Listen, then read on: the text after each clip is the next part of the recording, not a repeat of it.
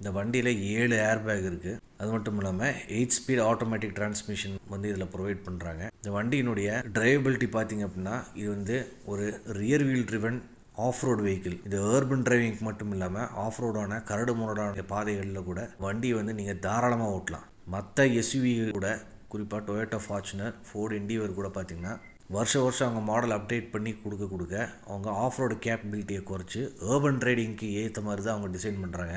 ஆனால் இந்த பஜேரோ மாடலை எக்ஸ்க்ளூசிவாக ஆஃப் ரோடு கேப்பபிலிட்டிக்கு பீக்கான பர்ஃபார்மன்ஸ் கொடுக்கக்கூடிய ஒரு வெஹிக்கிளாக தான் இதை டிசைன் பண்ணி ரிலீஸ் பண்ணியிருக்காங்க. அதனால தான் டார்ஷனல் ரிஜிடிட்டி 60% அதிகமாகவும், பெண்டிங் ஸ்ட்ரென்த் 40% அதிகமாகவும் இந்த வண்டியில் டிசைன் பண்ணி இம்ப்ளிமெண்ட் பண்ணி கொடுத்துருக்காங்க. இந்த வண்டியினுடைய ஃபியூவல் எஃபிஷியன்சி எவ்வளோன்னு பார்த்தீங்கன்னா 13.5 கிலோமீட்டர்ஸ் பர் லிட்டர். இந்த வண்டியினுடைய மொத்த விலை 33 லட்ச இந்திய ரூபாயின் மதிப்பு. இந்த ப்ரைஸ் குறிப்பாக ஒரு ஆன் ரோட்